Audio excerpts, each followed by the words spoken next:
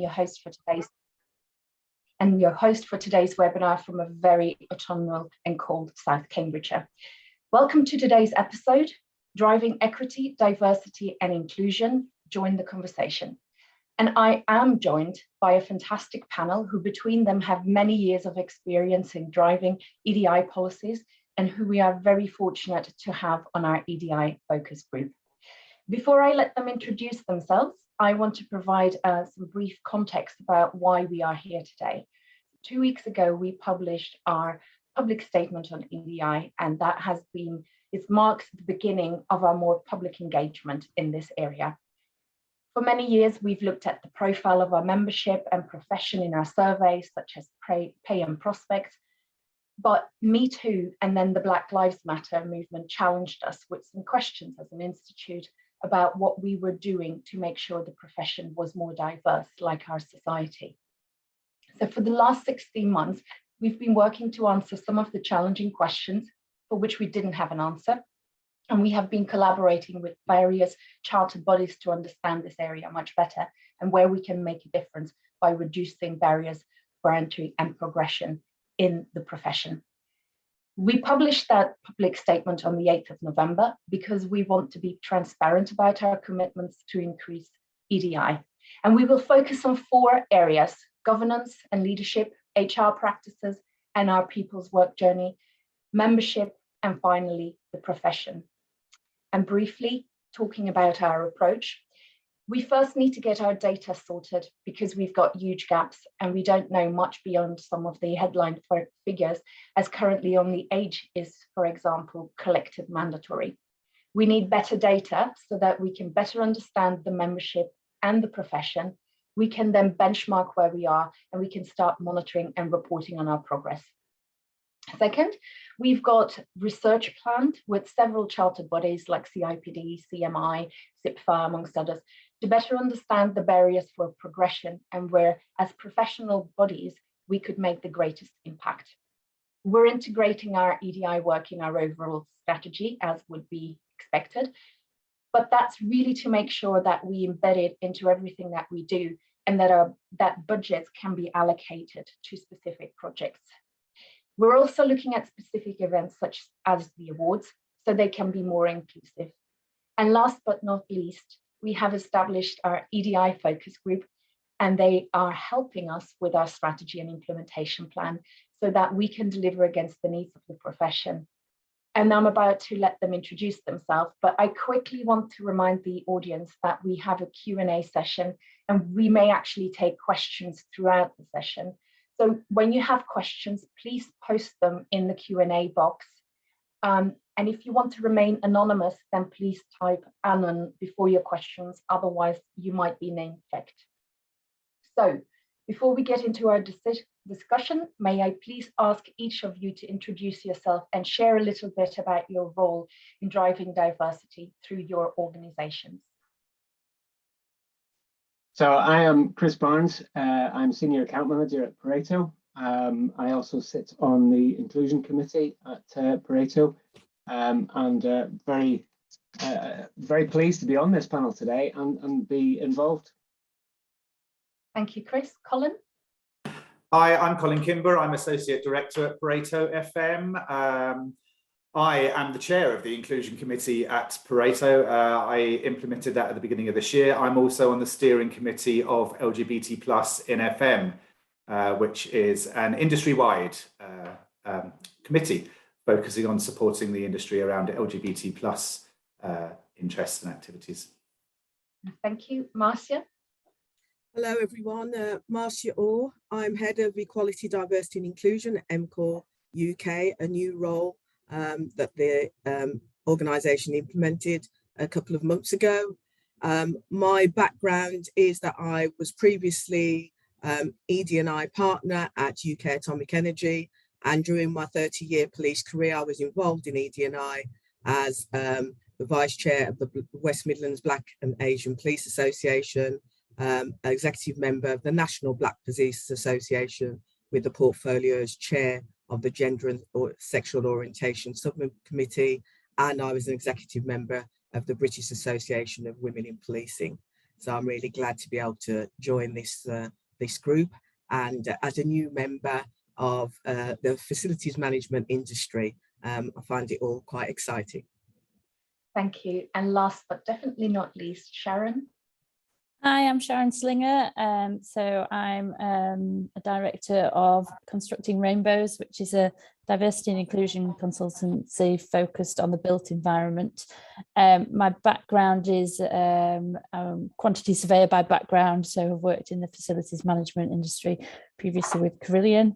And I co-founded LGBT Plus in FM, which Colin's just mentioned, back in 2016. So I'm really excited that IWFM are bringing this initiative forward. Thank you very much.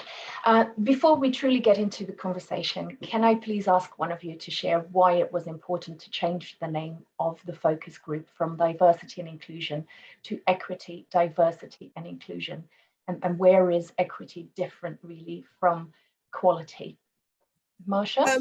We did discuss this, and the decision was really around what equality and equity means. So equality means treating each individual or groups exactly the same, allocating the same resources and opportunities. Whereas equity recognizes difference, it recognizes individual groups, they have a different experience, different circumstances, and so that's what was needed to help them achieve an equal outcome. So examples of equity really are things like positive action programs, which aim to address disadvantages experienced by certain groups, such as disabled people or individuals from Black and ethnic minority backgrounds or women. So we felt that equity fitted because it isn't about a blanket, it's about addressing specific and individual needs. Thank you, Marsha. That is very clear. And obviously the outcome that we are trying to achieve is indeed that we can help everyone to progress irrespective of the needs. Everyone needs to be able to participate. Continuing on the why team, why is it so important to talk about and act on diversity? Do I have a taker? Yeah, I'll go. So there's various different reasons that it's important, and we often talk about the moral case, the business case, and the legal case around it. So the moral case is very much about, it's the right thing to do. We want fairness in our society, and we want respect in our society, and that comes into the workplace as well.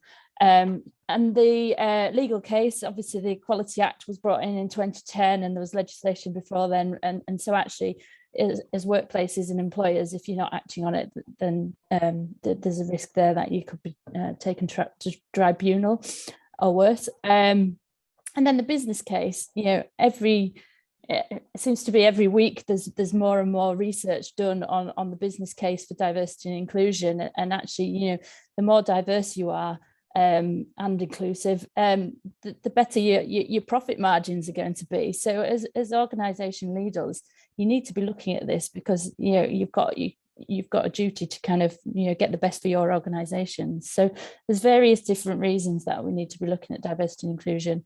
And I think as an industry that has kind of over 10% of the working population in it, we have an opportunity to have a really big impact on a lot of people.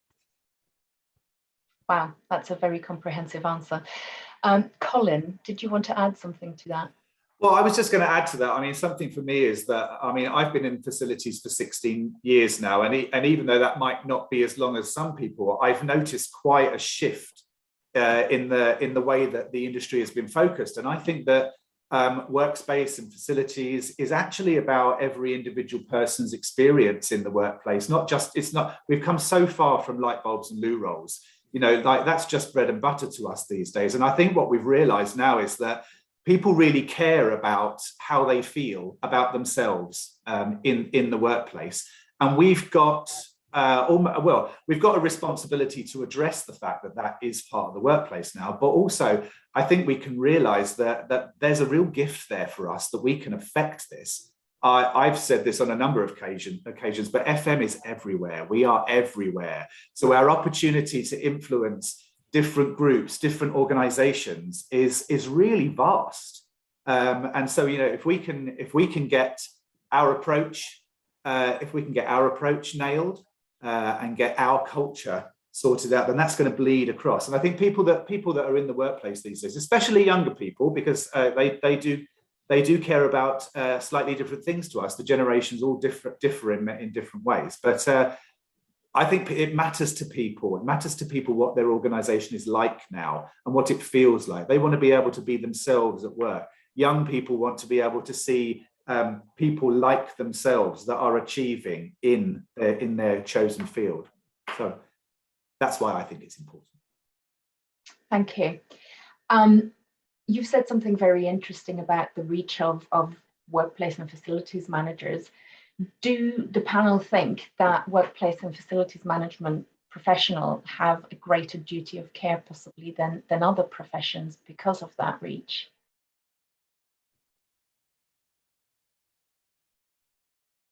That's an interesting one, isn't it?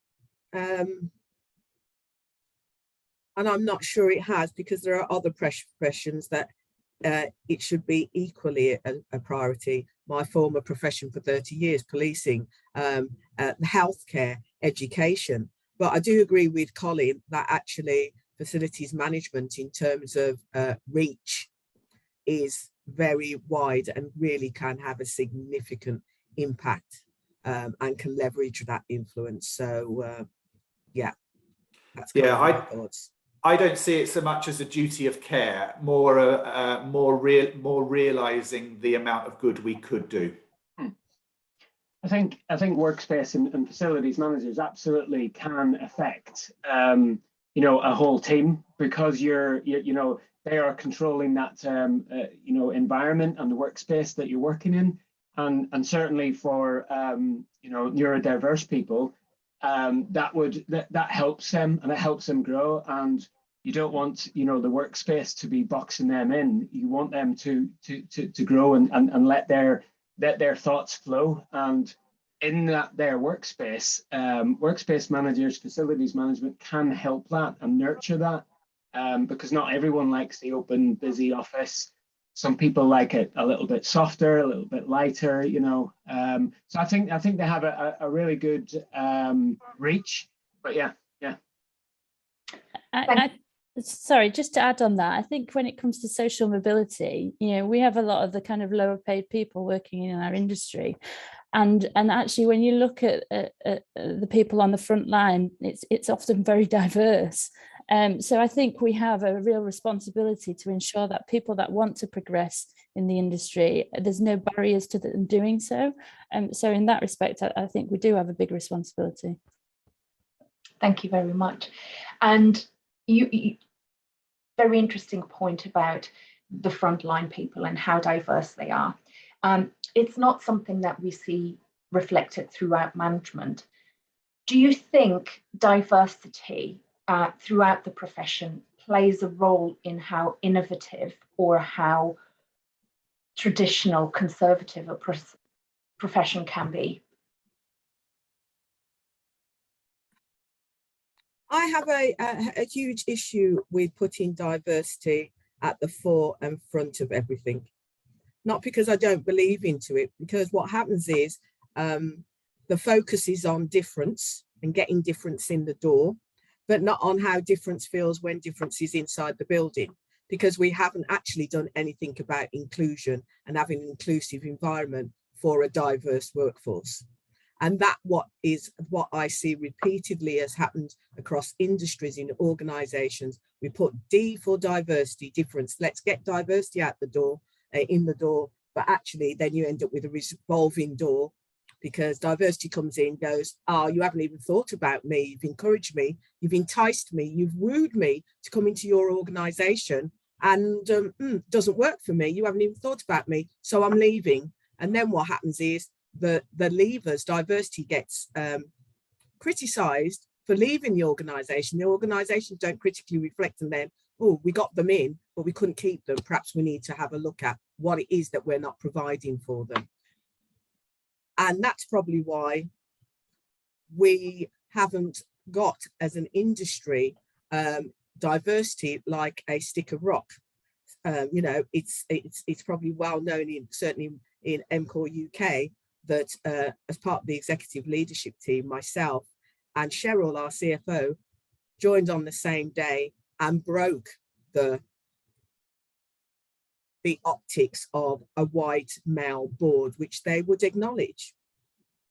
And we've come from outside the organisation. So actually, there's something about diverse talent that you might have in, and how do you nurture that and develop that talent. It might be something that we're not doing, and that comes back to something that Sharon said earlier. Sharon? Yeah, I think I mean, the link between diversity and innovation is very clear.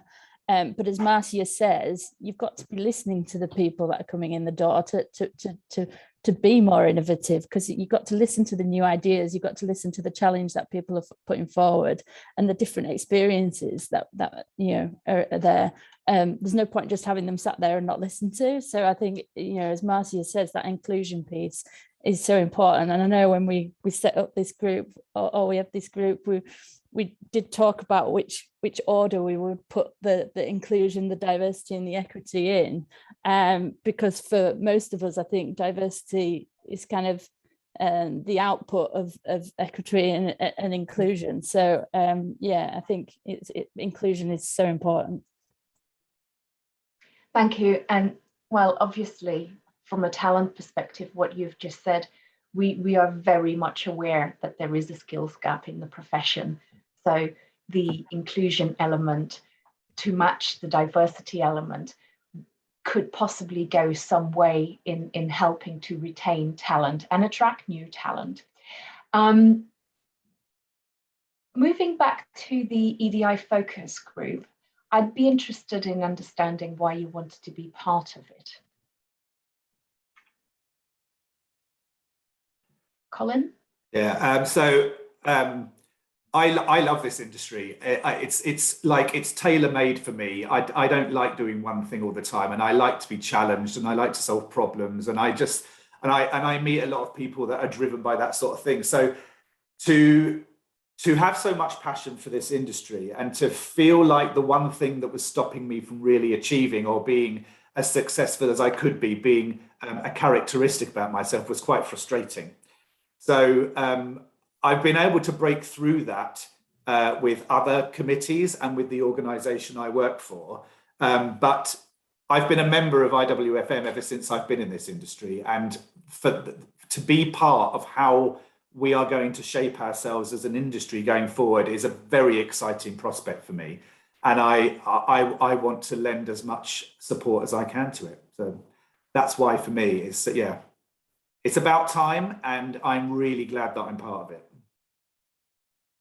And yeah, just to add to that, obviously me and Colin are on the LGBT plus in FM board, and when we first set up, quite a few years ago now, BIFM, as was involved in it. There was one person involved, and we thought, this is great, this is how we're going to have a really big impact on the industry, because BIFM, as was, are the kind of leaders of that, and then it kind of tailored off. And so when this popped up, there was a lot of excitement within the LGBT plus in FM committee that it actually was something was being done. And so that's why me and Colin and Samantha, who's not on, all from the LGBT plus in FM committee, are all involved in the group. For me, it was a great way, first of all, to get under the skin of the industry, and so I can support and help MCOR UK and guide it with our EDI strategy and progress. I'm a disruptor.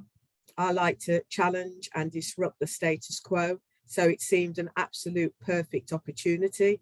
And it's great to be able to represent my organisation and network with other like-minded people across the industry to effect change that obviously is wanted and clearly needed. Thank you for that. A reminder that we've only started our journey and that there's plenty of work to be done. I want to touch a little bit on some of the bigger barriers to greater diversity and inclusion in the sector and its organisations.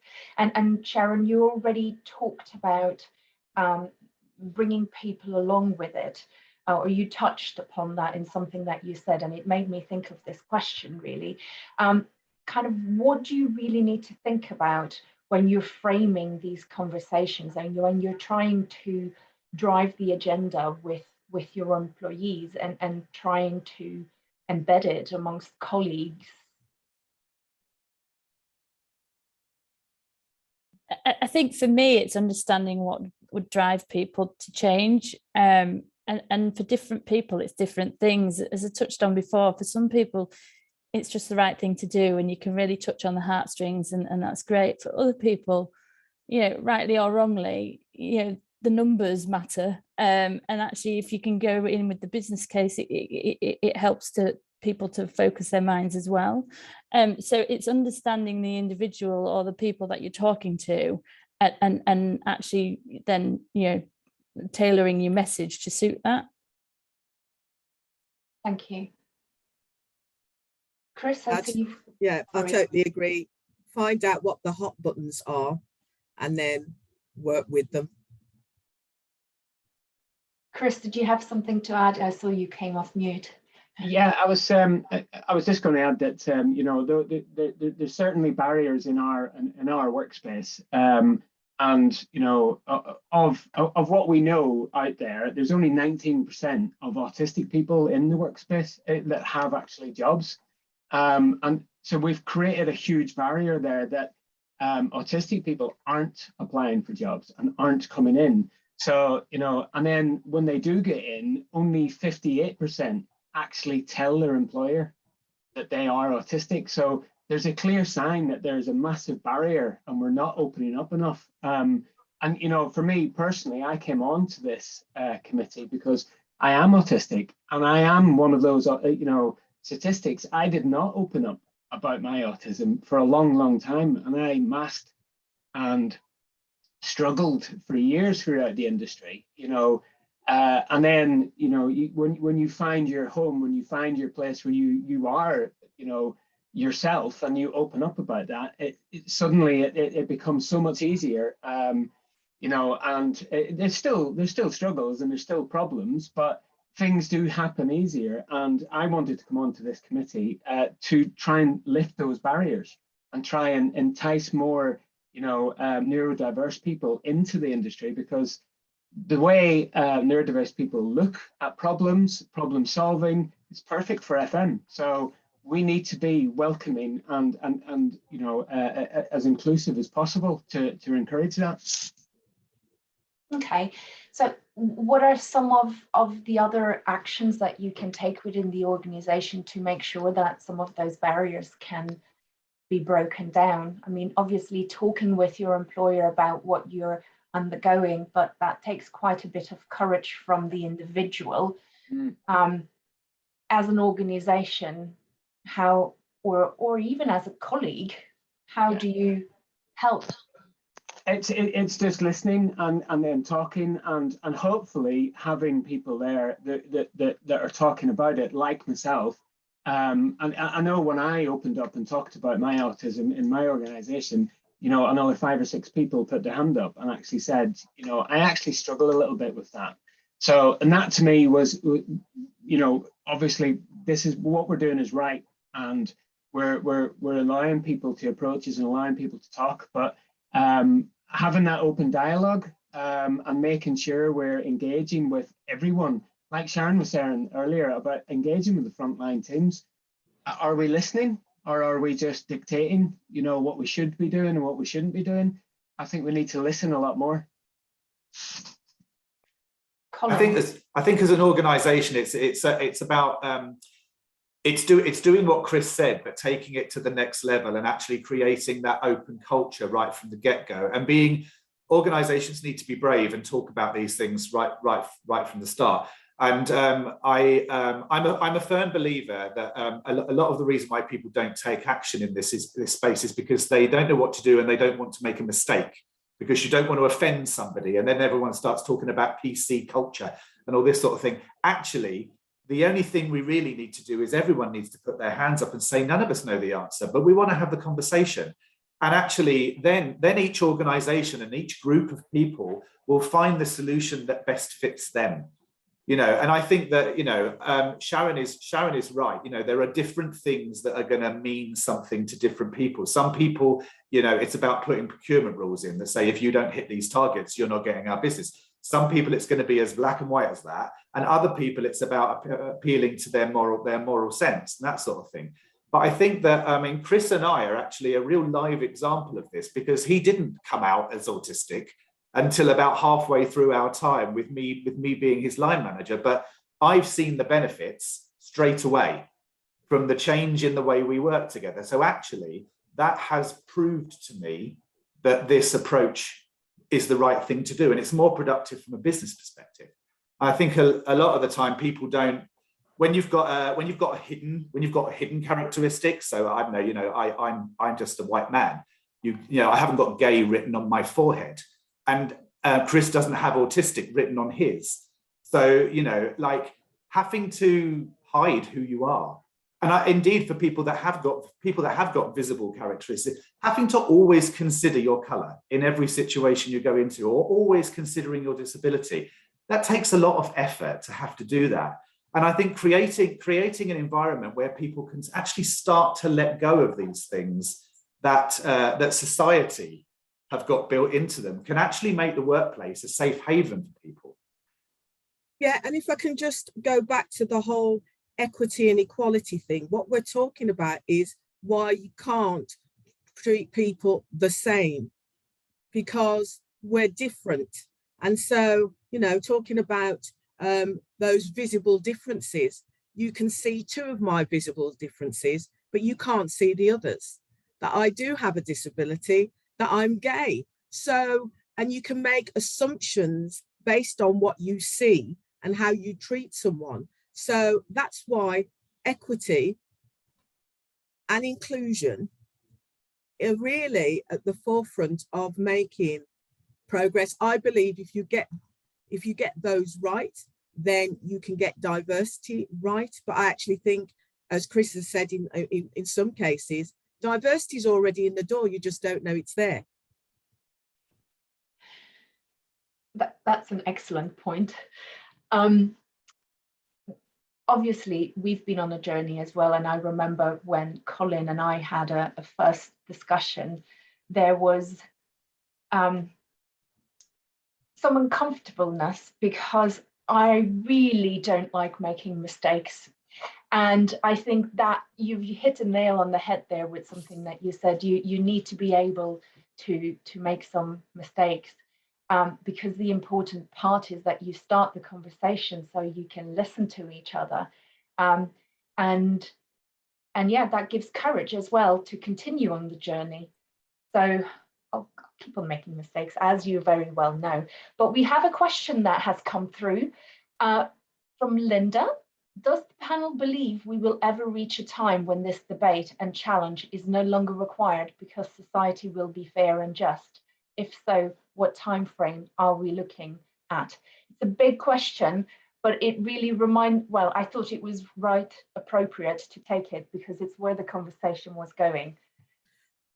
I think there's some inherent problems in setting a finish line for this work, because the demographics our country changes. And if we go, we're there, then we stop looking at the changes. So this for me is a continuous improvement. And I'd rather we have the conversation than not have the conversation and think all's well in the garden when it isn't. So I don't think there is an end point. I think there's a point at which we say, we've progressed, we look back, what impact have we had? Okay, then what else needs to be done? Yeah, I don't think this is a problem that has a solution that we will reach and then that's the end and everything's just perfect. because some other things will have come along. I think achievement here, or our goal, is actually to get to a point where we've got the right kind of culture and frameworks in place that make it easy for us to consider the changes that there are and differences there are between us. Thank you. Chris, did you want to say something? Yeah, I was just going to say the exact same thing, actually. I think we may reach a point in a long time. I don't think it's anywhere close at all, but we may reach a point where conversation flows a lot better and a lot easier, and we can actually get to an end goal for each of those issues quicker. Where I think now there's an awful lot of discussion, and an awful lot of discussion has to be had, and it's going to take a very long time. But hopefully we get to a point where open communication with everybody is easy, and people can challenge, and people can disrupt, and people can ask silly questions, because that's what we need to do, and we need to make mistakes. Sharon? I think just to add as well, we sometimes feel like we're taking steps forward in society in general, and then something will come up somewhere around the world and you're like, wow, actually there's countries around the world that are actually going backwards, and ours included. I mean, when you look at hate crime statistics, they've gone up massively in kind of the last 5 years. So we might be taking some steps forward, but we need to be aware that in some elements of society it's going backwards. Thank you. That was a bit negative. Well, it's a reality check, isn't it? And yes, it's very clear that sometimes it might look as if things are up, but actually that's because the conversation hasn't been had properly either. You're all on our focus group because you are leaders in driving EDI within your organizations or in former careers. What do you think is happening in this agenda, or what do you see happening in this agenda across our sector that is changing the conversation? Sharon? Within Pareto, I'm seeing this. I'm kind of seeing this in new business, in bids and stuff. So we are being expected to talk about our social value credentials and how we approach diversity and inclusion when we're actually having conversations with potential new customers. So I think it works very well for us because we're a company that we wear our approach to this on our sleeves, and it actually attracts the right kind of customers to us. So we end up being very culturally aligned right from the get-go.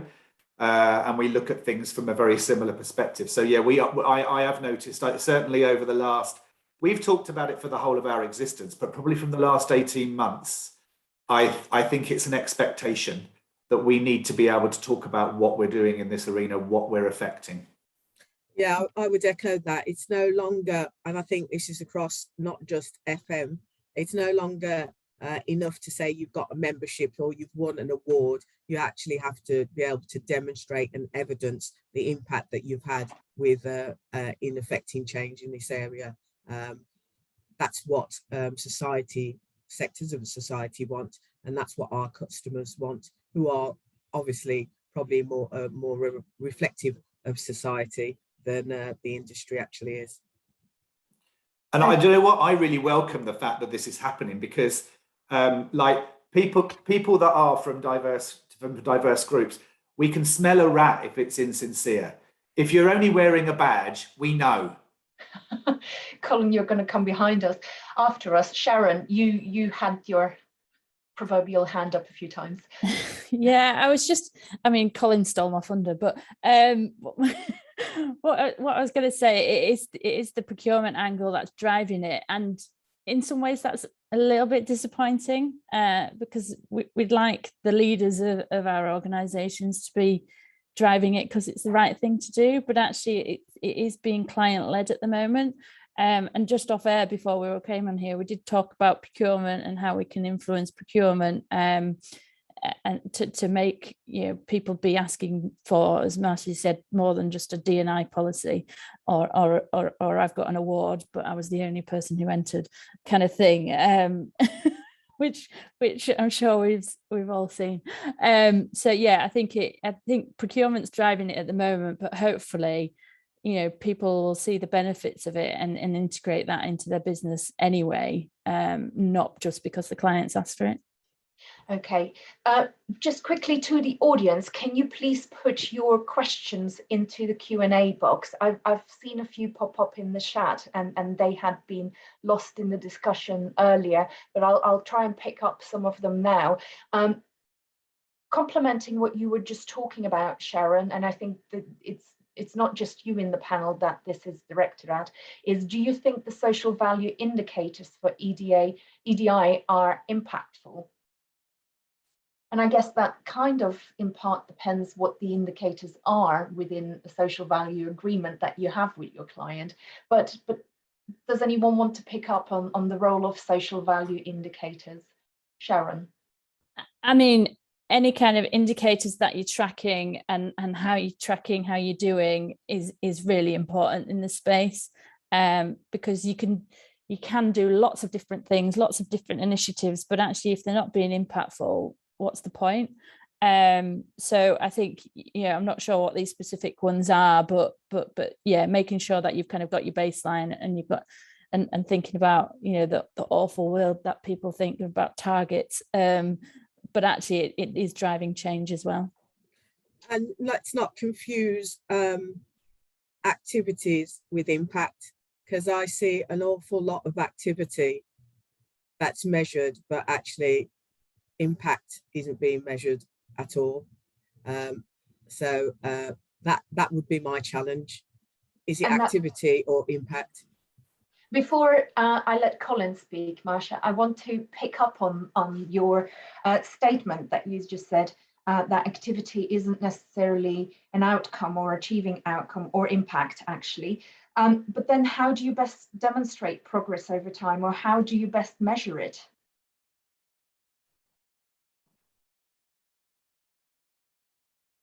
You're on mute still. I think from IWFM's perspective, that's one thing that you have to look at, you determine. But I also think individual organisations need to consider what impact looks like for them that's appropriate.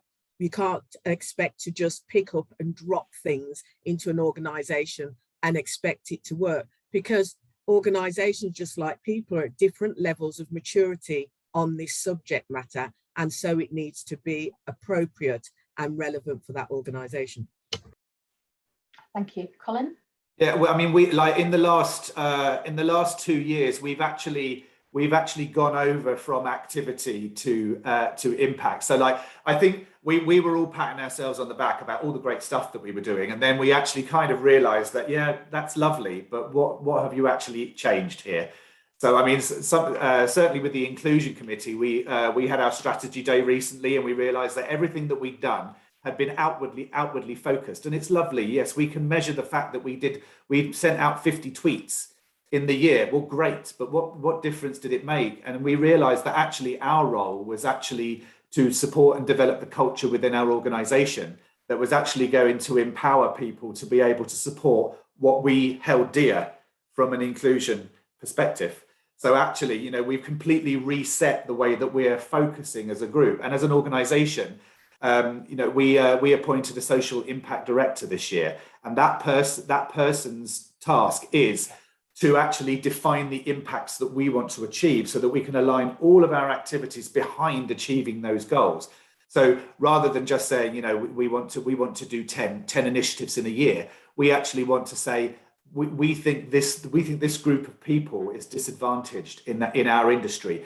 We want to create a path for them so that they can get access to us and get access to our industry. And actually that then becomes the tangible goal that you deliver.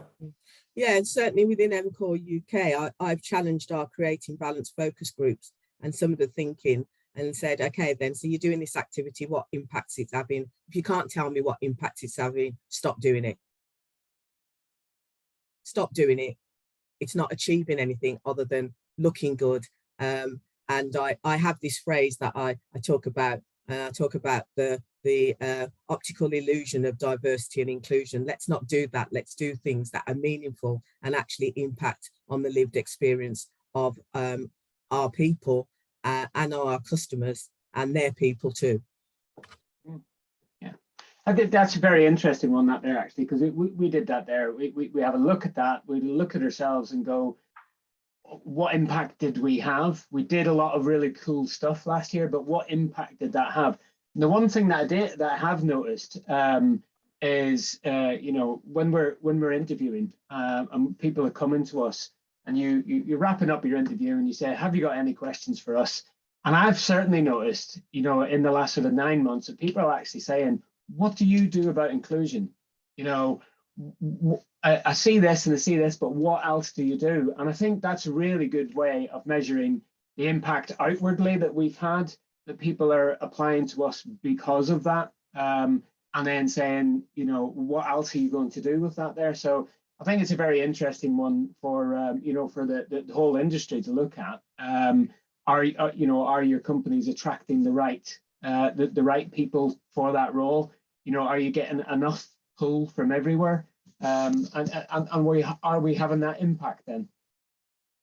Quite. Thank you. I've got a question from Reggie. What are your thoughts on companies who have the best policies in inclusion and diversity, but the reality is far from the policies? Marcia. You know what I think. You know, we've had decades of legislation in the UK, and yet we have a massive issue in the UK with disability still. So policies, procedures, even legislation, it all looks well. You dust them off, bring them out every now and again to justify something. But actually, we need to see changes in behaviour, and that's on an individual basis. And we talk about organisations like this massive entity altogether, but actually organisations are made up of individuals. And so we need to make that behaviour change so that actually the policies and the legislation is actually applied. Because if it was applied and these policies were applied, we wouldn't have employment tribunals still. We wouldn't have hate crime rising. We wouldn't have these things happening. So it's all well and good having these things, but it's actually people that implement them. Sure. Well, not sure how to come back to that. Sharon. Oh, I think what we see is, particularly in the LGBT community, rainbow washing around Pride time, where you stick a rainbow on your logo and job done. And then actually you get behind it and you see actually they're not doing anything else. But as Colin said, you know, you can sniff out the ones that are doing stuff from the ones that aren't. And also I think what you find, you know, some of the larger organisations have big marketing budgets, and they're very good at doing flashy brochures and all sorts. But actually, then you go on Glassdoor and you see, you kind of can see what actually people who have worked there or are working there actually think of the organisation. I think another difficulty, particularly larger organisations, is they might have really good practice in certain departments or pockets of great practice, but then all it takes is kind of one department to bring people down, you know, or even one person who's leading a department or whatever, who just, you know, is I'd go so far as anti-D&I, because we do come across those people. So actually, you know, getting that, I don't like the word uniformity, but kind of getting it across the organisation is a really big issue for some organisations. and it goes back to the point Marcia was making about individuals needing to incorporate those behaviours, because if that really then enables everyone to spread it out across the organisation. Colin, you look as if you want to... If I just quickly say, just supporting what Sharon said, you know what, when you're different, we're different every day of the year, for every year of our lives, not just one day in the calendar. Yes, exactly. I wanted to sort of link this back to actually the reason we're here, which is to talk about this initiative with IWFM. It's like, yes, there is a challenge when you look at separate organisations and their different approaches and all that sort of thing. But we've noticed this in LGBT+ in FM. having a body that sits outside of your organization that is reinforcing your feeling of inclusion and making you feel that you can speak up and you should speak up, and that actually you might be able to get some support in that arena. That's why this is so important, because IWFM are not trying to change every company, every individual company. They're trying to influence the industry and support the people that work within it. So it's going to be a challenge, but yes, there are going to be times where people need to feel they need to be able to speak up. And if we can do things that make them feel stronger and braver about doing that, then the challenge is going to come, and then organizations will have to respond. Well, quite. And before I let Chris respond to that, I think that's why it's also was so important for us to have that inside knowledge and understanding and a greater variety of people with experiences, because you can't speak for other people's experiences and how they feel day in, day out. And when you're not part of that, you can't really deliver on that diversity and inclusion, but because you just don't know how it would feel to be different, because we're us in the organizations with our limited experiences. So thank you again for all the disruption that you bring, because hopefully it will make an impact. And I've taken notes for the action plan, Masha. I had a kind of questions about some of the operations, because obviously, and I will come back to some of the other initiatives that we can work on that have an impact, but it's very current that we're still on the screen today, and obviously a lot of meetings are taking place virtually. Do you feel that meetings online breaks down some of these barriers or not? Chris, I see you're reaching for the button. Yes, I definitely think so. I think, you know, across the, when the pandemic first hit and all meetings sort of went virtual, I think lots of people who would maybe sit a little bit quieter in a meeting and get talked over, or, you know, not be able to answer, etc. I think the online bit is giving people a voice. And certainly some of the polls that I've seen, you know, online about that there are echoing that. Where you know, certainly neurodiversity shining through now, because people are sitting in their comfortable, their own little space that they are comfortable in, and they share their feelings and they share their thoughts.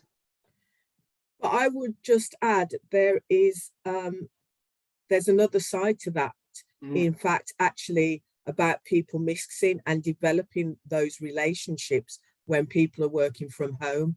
And so it's that, yeah, it's great that people feel freer, but actually those relationships, you end up online only speaking and talking to people that you need to, as opposed to building those relationships with different groups, different people from a different perspective. And so I think that's the challenge. How do you balance that? How do you balance that you get people mixing and talking and sharing? So yeah, that's another challenge. There's always opportunities and threats, isn't there, with everything, I think. There is, but you're very true, because you instantly kind of gravitate to the people that are within your circle that need to help progress you with the daily tasks that you're doing. Sharon, you had contribution. Yeah, I was just going to say, it's this whole hybrid solution, isn't it? Because for some people it works better online, and for other people it works better face to face. I know particularly younger people struggled over COVID. You know, when you're starting out in an industry, you need to be kind of next to people to hear the conversations going on, and actually the home environments of some people were not suited to working from home either. But you know, there's great things as well. I mean, you know, people with kids, it was just amazing to be able to kind of not have to go somewhere. So I think just making sure we don't try and do a one size fits all approach, and consider where you know, different people have different needs. Yes, and it goes back to the whole equity versus equality debate, doesn't it? I've got another great point by Lorraine, who, I mean, there seems to be a lot of comments that really the conversation is resonating with people, with what they're seeing and some of the challenges they're encountering. But Lorraine was asking about, or pointing out that Marcia's comment around revolving door for diversity and not thinking about how to include people that look and are different than the existing executive. Inclusive mindsets need to be established to retain and nourish diversity. So what do you think we as a focus group can do to challenge that, and I'm quoting, male, pale, stale management structure at the top of so many FM companies?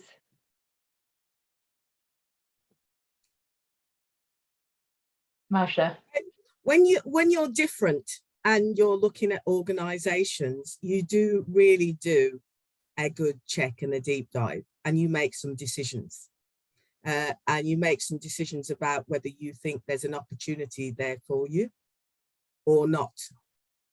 And I think in many respects, if you look at the senior leadership teams of any organisation, and there's an absolute lack of diversity, especially when you think of all the reports and reviews that have been done, like Parker and McGregor Smith, and it still looks the same. And they may be coming out with initiatives or programs or marketing about diversity, equity and inclusion. I'll go back to Colin's point earlier. We can smell when it's not sincere and authentic, and you make decisions accordingly. So it's a bit of, in some respects, a PR marketing disaster, isn't it? It's like scoring an own goal that you haven't got diversity in your leadership team. And also in terms of diversity of thought and making decisions as leaders, then you need to have cultural competence, cultural intelligence. You need to be able to lead an increasingly diverse workforce, and therefore you need to take some responsibility and also accountability about your own learning and looking deep and hard within and saying, actually, how reflective of this of society, of the organisation, and where we need to be. And that's hard, that's uncomfortable. And some people don't like being uncomfortable. And also as leaders, sometimes don't like not knowing things and you're accepting what you don't know and being comfortable with, I don't know. Sharon. I think, yeah, just to add to what Marcia said, like, I often look on websites at the board members or the ELT members, and if they're like saying how brilliant they are at diversity and inclusion, and then you go on their website and you're faced with all white men, you're like, you're not doing that great, actually, are you? But I think, you know, as Marcia said, it's about education, and, you know, there are leaders out there that are wanting to learn more, and they're reaching out to people to learn about their experiences, either within the organisation, within the industry, or even wider society. And they're the ones that are really kind of getting that emotional intelligence and being able to kind of, you know, do it properly, shall I say? And I think there's a role as well for those that understand that and they are in leadership roles, to actually speak to other leaders in the industry. Because rightly or wrongly, some leaders only listen to other leaders, some white men only listen to other white men. So actually, if we can get these allies at this senior level, that can make a really big change across the industry. Colin. And I think, like, you know, I completely accept the fact that this is it's a huge problem for the industry, and it's a huge problem for society, but it's not all doom and gloom. Like, and I think what you have to do when you're working in this space is you have to be kind of realistic with yourself and around what your expectations. We can all dream of a utopia where this situation doesn't exist. And we're not on a webinar talking about this because it's not a problem, but it is. But we can't expect to solve all of those things as an individual or as one company. But there are people. Let's give him a second. That's quite an unfortunate timing for him to freeze, because some of our new customers seek us out because of who we are. And I have interviewed 3 people in the last 12 months that approached Pareto because of things they've seen us do in this space. And they felt, no, so like, I know that's not everyone, and I'd love it if it was everyone, but it was 3. And through LGBT Plus and FM, 2 people have very quietly contacted me through LinkedIn this year because they are LGBT Plus, but they're so afraid of coming out at work, and they just wanted to touch base with someone. So the fact that there is some stuff going on, you need to look for the glimmers of light, and that's where the hope is, and that's what you build on. Thank you. And it's about providing that role model as well, isn't it, Colin? Because what you were saying about people contacting you via LinkedIn because they see someone that is similar doing what you're doing, and therefore it helps other people to break through some of the barriers. However, the baby steps are. Now, it was brought to my attention that this conversation is moving way too fast. So I think we've got time for one more question. And I want to end on a positive note, appreciating that, especially after all the discussion today, it's been pointed out once again that you really can't look at just mass solutions. Every organization is different, and you really need to tailor your approach.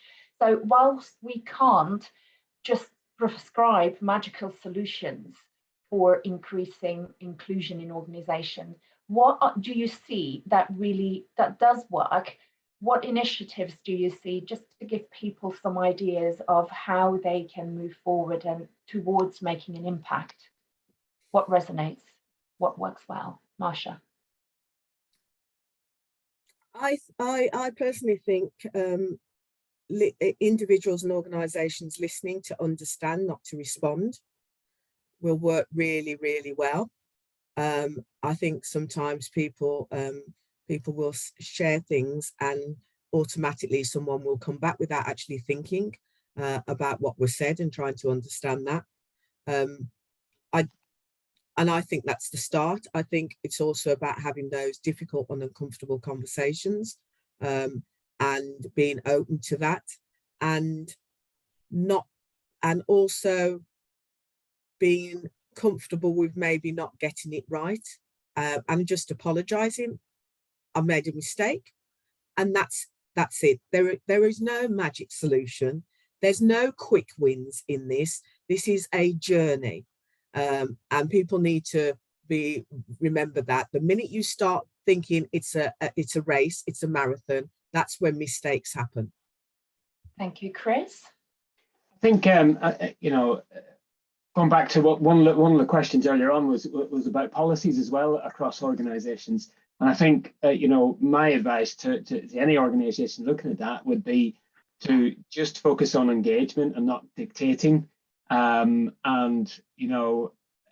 involve and listen to your employees. And, I certainly remember, years ago working for an organisation that in your PDR, you had to do diversity and inclusion training. It was mandatory.